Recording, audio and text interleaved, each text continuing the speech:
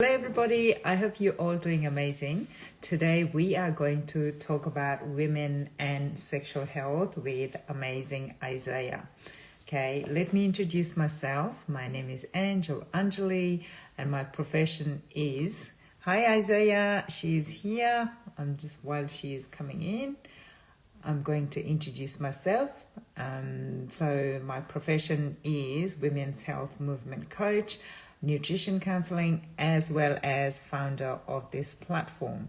So I am going to send a request to join in. Isiah is going to join in soon. Yeah.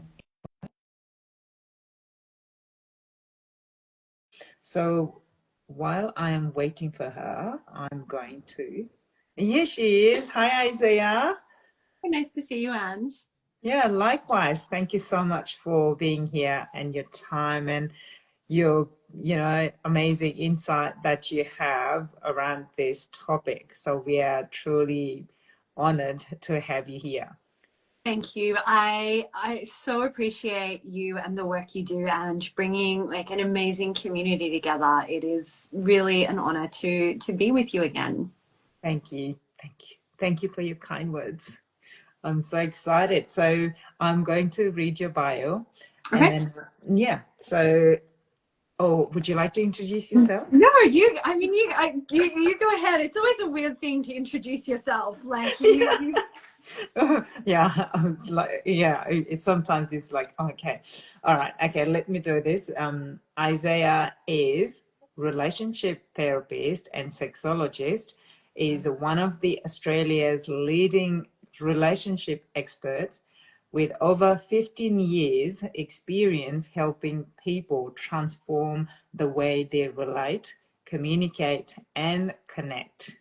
She is a trusted media voice and thought leader on relationships and emotional intelligence. Committed to evidence-based practice, Isiah holds a Master of Relational Psychotherapy, a Master of Science in Medicine, Sexual Health Counselling, and Psychosexual Therapy, and a Postgraduate Diploma of Sexology, and is a former lecturer. So there's a lot, Isiah. Well done. I studied sex and relationships a lot. I've spent a lot of time on this. Yes, I can tell. Yes, that's why we can call you expert, right? Yeah. With the confidence. Yeah. Yeah. All right. So before we start, I would like to read a brief disclaimer that this talk is all about to bring awareness and education, not a specific advice to anybody. Yes. If you need support, please go and seek help with your general practitioner or the professional like, Isiah self, right? Absolutely. Yeah. So would you like to add anything on that? No, I think that's a great introduction and a great reminder for all of us that Instagram isn't healthcare and it's not therapy, but hopefully we can point you in the right direction. Yes, just awareness, and we just talking about it, the little bit shining light on the topic because it is not easy topic to talk about, right? This is not an easy topic to talk about. I think it's one of the topics that we often have so much fear and shame around. So many of us don't know how to talk about this.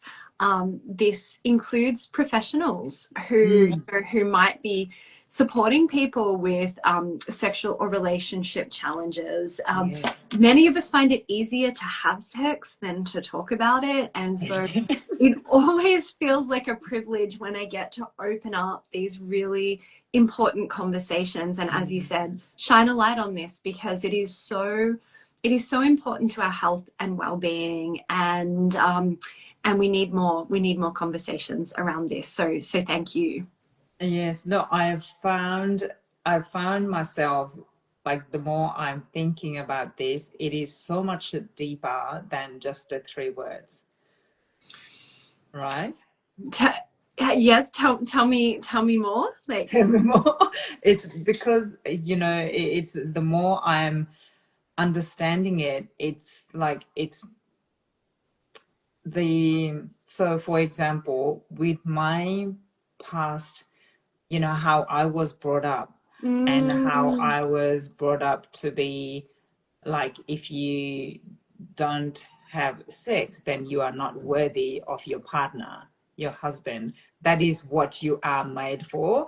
And without, if you cannot give that, then you are not worthy, right? wow, yeah. And so when during my period time when I couldn't, when I didn't feel like it, when I didn't do it, and I felt less worthy, and that would spiral my thinking, my behavior towards my partner. And so that is a small example of Yeah. how deeper it can be, Yeah. because it just not just the three words for me. It that I have been understanding more deeper level for Yeah. myself. Yeah. I think sex and relationships are so connected to our physical and mental health Mhm. and also to our identity. And it really impacts how we show up in the world. For me, the way that I started doing this work was I was actually working with young men Mhm.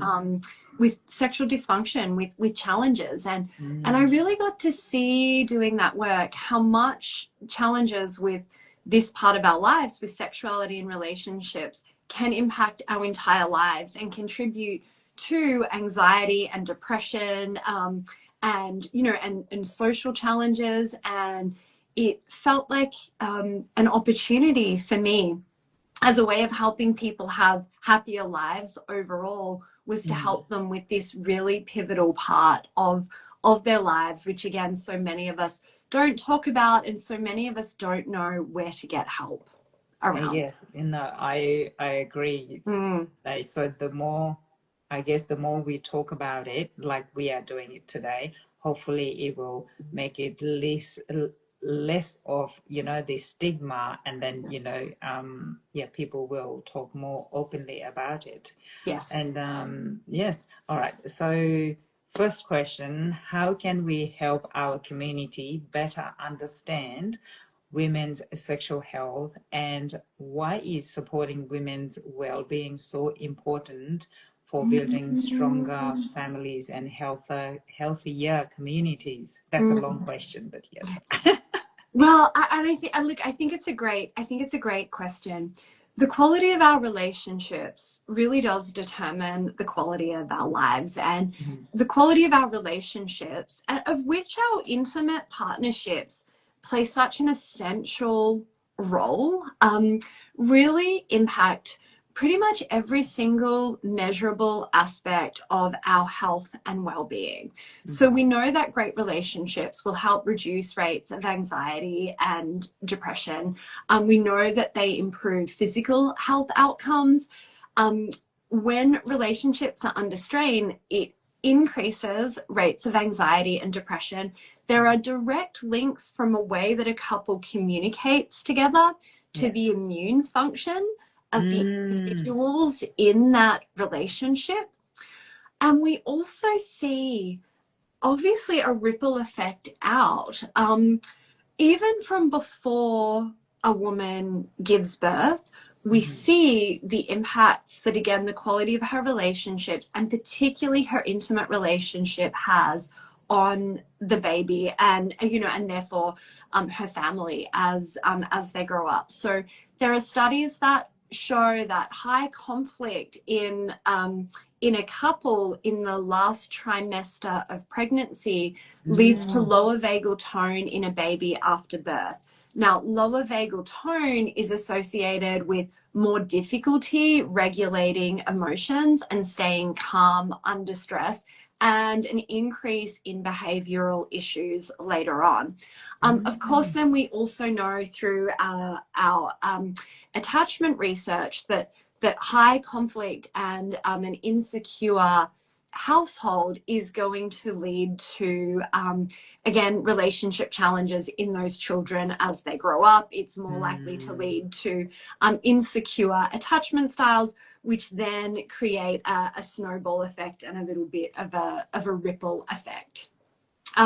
We also know that, conversely, strong, healthy relationships literally make life feel easier. So there was a great study of women who were put into an MRI machine, and they were told that they were going to receive a mild electric shock. Now, their brains lit up in the pain and fear centers unless they were holding their partner's hand. When they were holding their partner's hand, that activity was absolutely reduced, and more so depending on their relationship satisfaction.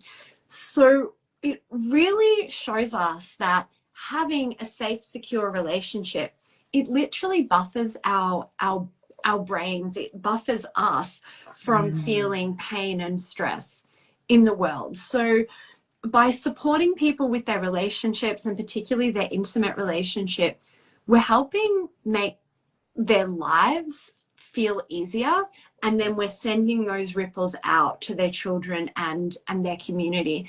And of course, sexual health plays a role in this because it is important to most intimate partnerships, and where there's a problem with it, it is going to impact the rest of the relationship as well. Yes, it's amazing sometimes, like when we had a conflict, that you are in the household, like children are there and the partner is there, but you feel so lonely. You feel, you are there, but no one is there, and so now I understand, what you mean by this support. And then I think it's one of the worst feelings is feeling lonely, sometimes lonelier than we ever have when we're single, when there's a partner right there, but they feel out of our reach, or the relationship no longer feels certain and secure and safe for us. Yeah, I can't remember, someone said that, in the crowd, it's so almost absurd to say that, but in a crowd you feel lonely. Yeah. And how can that be possible? Yeah. Right? Yeah. So okay. So thank you for so much information in there. I have to go back and learn again all of these. So what does sexual health really mean for women, and why is it such an important part of overall health and well-being? I think we already touched on that, but yes, what does it really mean for us? Look, I think what sexual health is what that actually looks like is going to be different for every woman.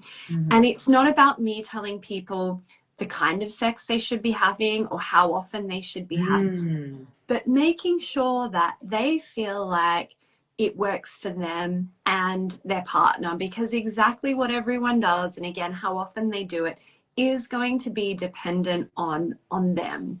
Yes. But I think there's a few things here. I mean, firstly, we know that sex has benefits to health and well-being. It can, boost our mood, lower rates of stroke and heart attack. We also know that people who have sex the night before tend to be more productive at work the next day, because there's a boost in hormones and neurotransmitters. So that's a really lovely side benefit as well. Is that, sorry to interrupt, but is that why people say, oh, you are glowing? You're glowing. That's right. You're glowing. Exactly. Exactly. So it is true. It's true. Yeah, there is absolutely something around this. It can improve the quality of our sleep. There are these benefits to it, as long as we're having sex that we enjoy and that feels good for us. And often it is really important in in these intimate partnerships as well. And it is a way that we can feel closer and more connected to a partner sometimes. And you know, for some people, it is certainly a way that they feel loved and desired and wanted by a partner, and that is important. Yes. So when we're having challenges in this area, again, like our relationships, it can feel like a dark cloud following us around, whether, you know, whether that's a physical issue that's getting in the way, whether we've kind of lost our spark and desire, whether we're misaligned with with our partner intimately.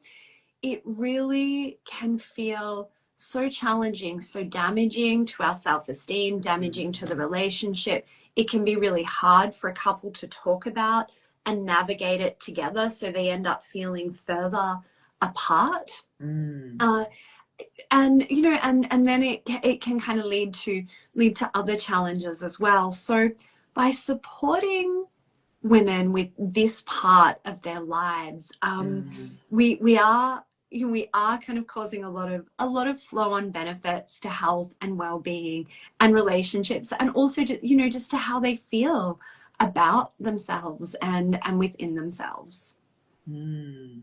I was going to touch on that, you know, the problem in between the relationship is like, what if the person, the one of the partner, has a past trauma, right, as well? They understand, I guess that is where you play the role. If one of us has the past trauma, and how do we understand each other, how to approach and make another person feel safe?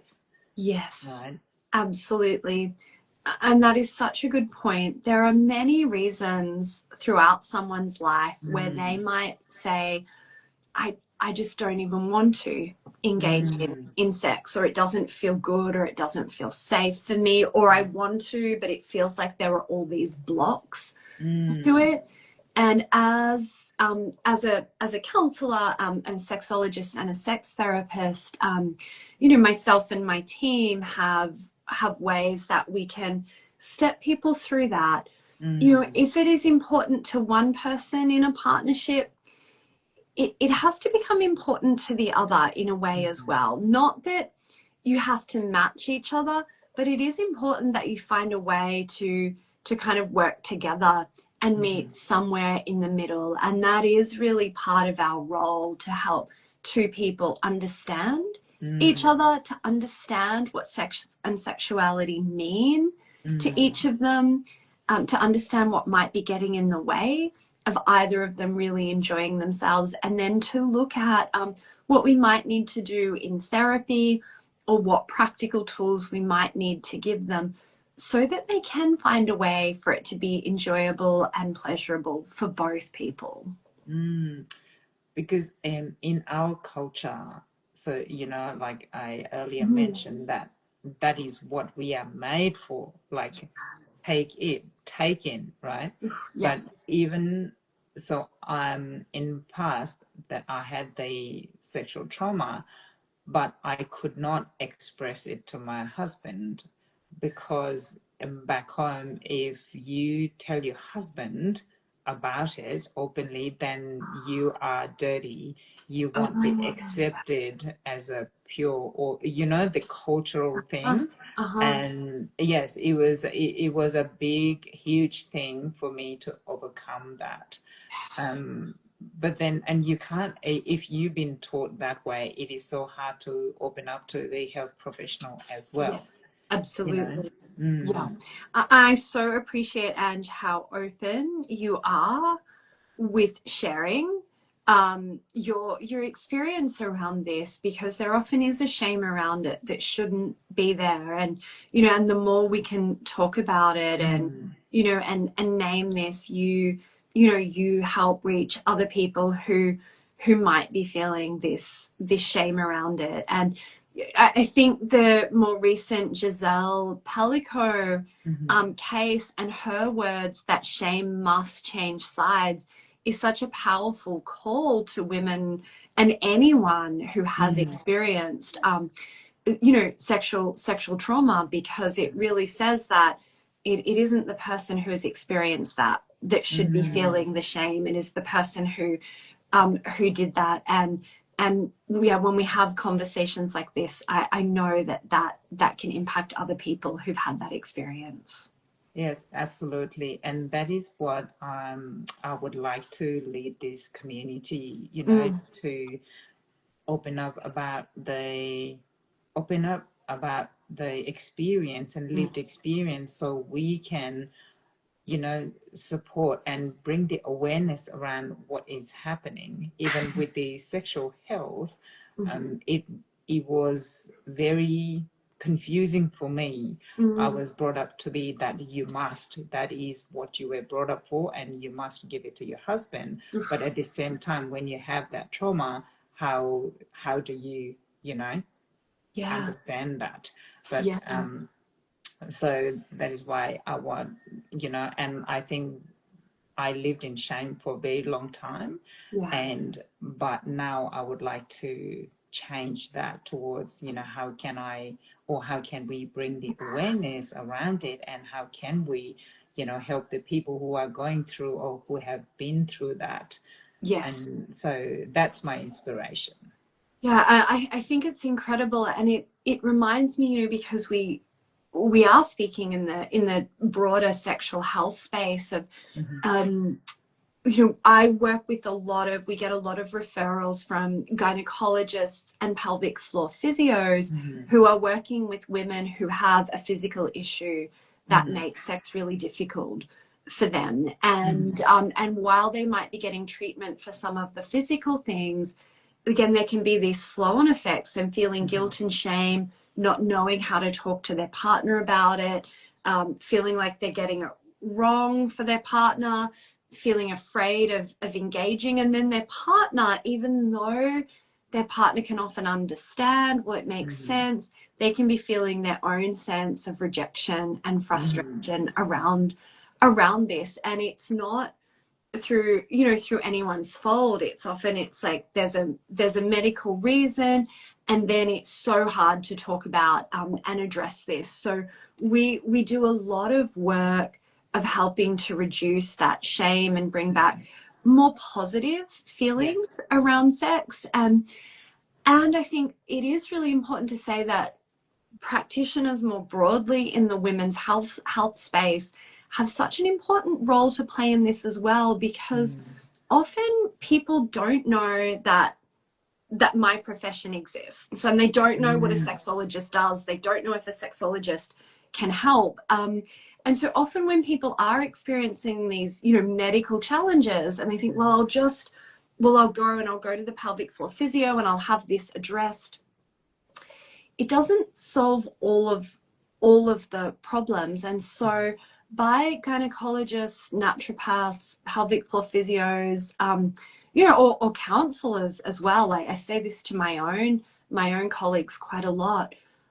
By giving our clients or patients permission to start the conversation, by taking the responsibility for opening up the conversation, asking about it ourselves, saying, we know that this particular issue is going to affect your sex and relationships. Is that something that's happening for you? How is your partner with this? Have you been able to talk about it with them? Or, having questions about sexual satisfaction on intake forms is going to open up to allow people to ask the questions that are burning inside of them, but they're too afraid or embarrassed to ask.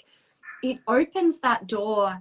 And then it allows for practitioners, even if sexuality isn't their area of expertise, to say, there are people who specialize in this that you might benefit from talking to. I can recommend someone who works with this that might make it easier. Do you want me to set up a call with them? Yes. No, and I have seen you are doing the webinars these days, right? With the practitioners.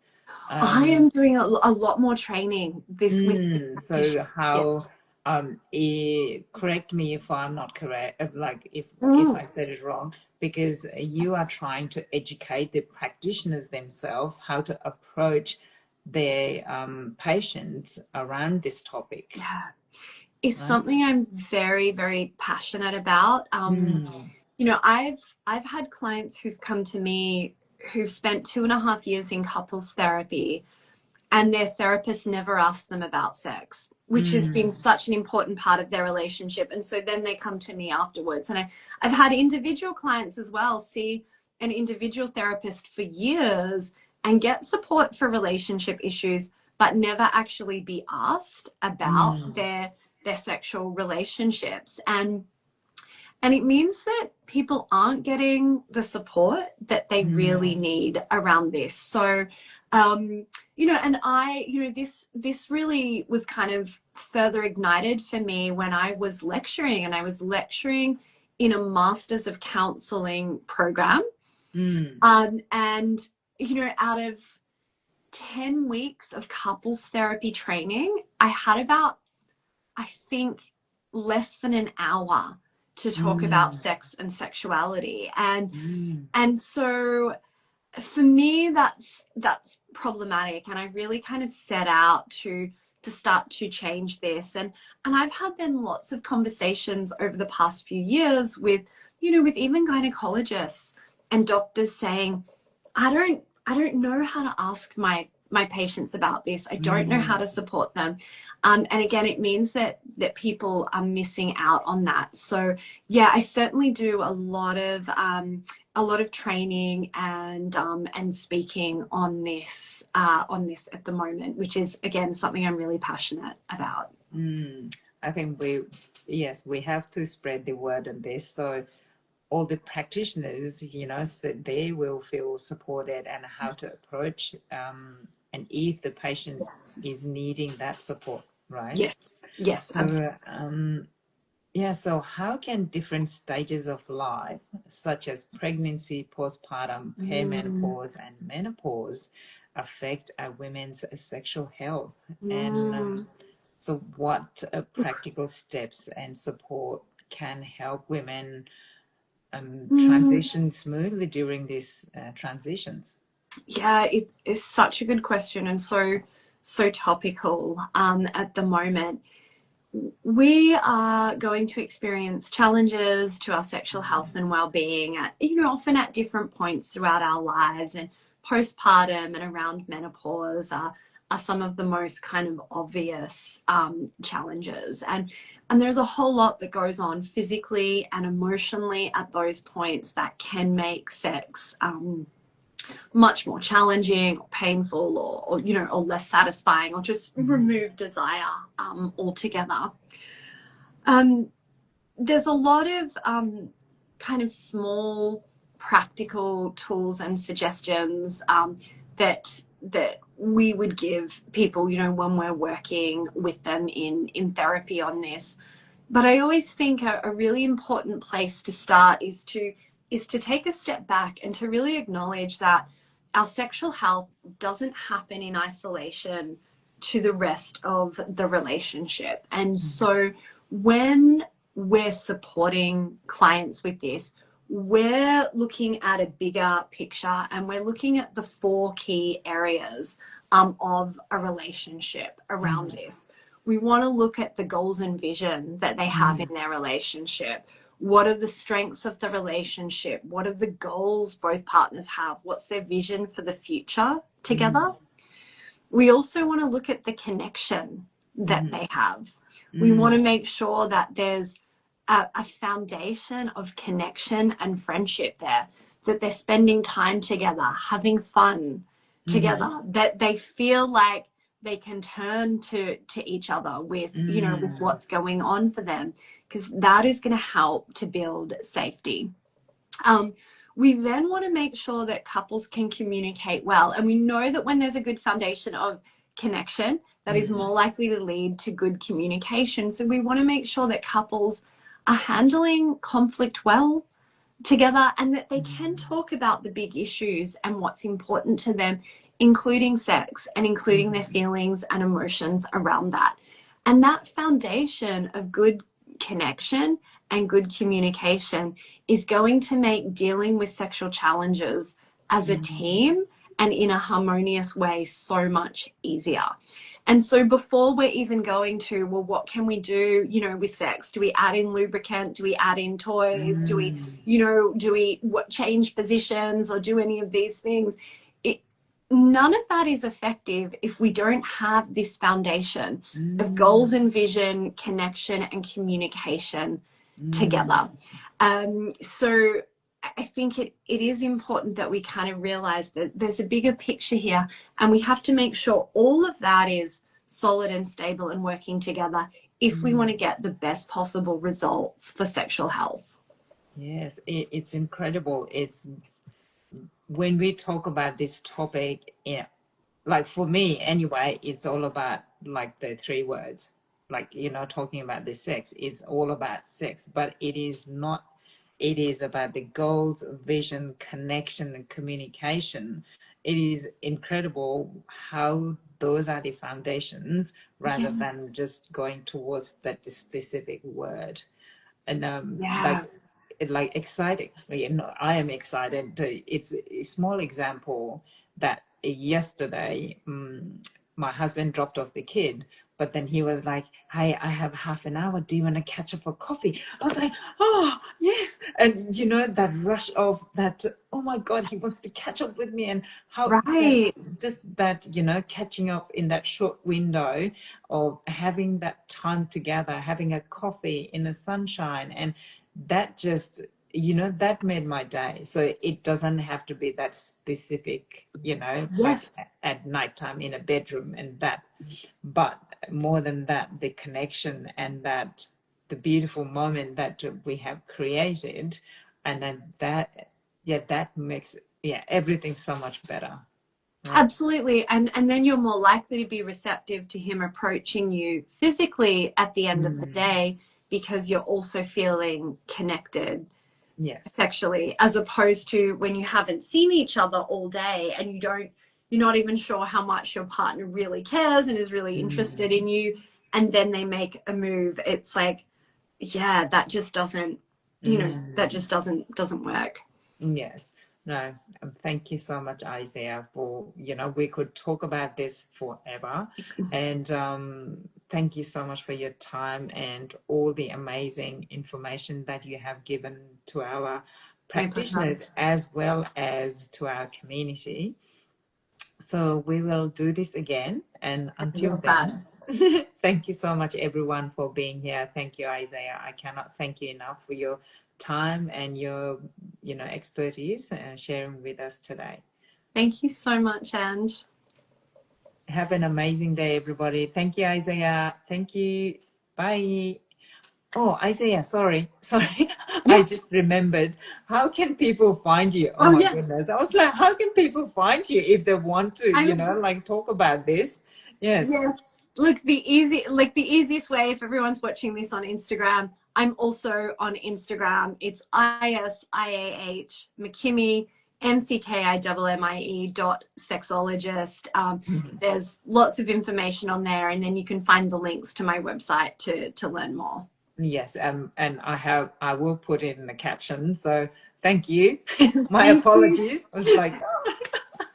Okay. Thank you so much, everybody. Bye. Thank you.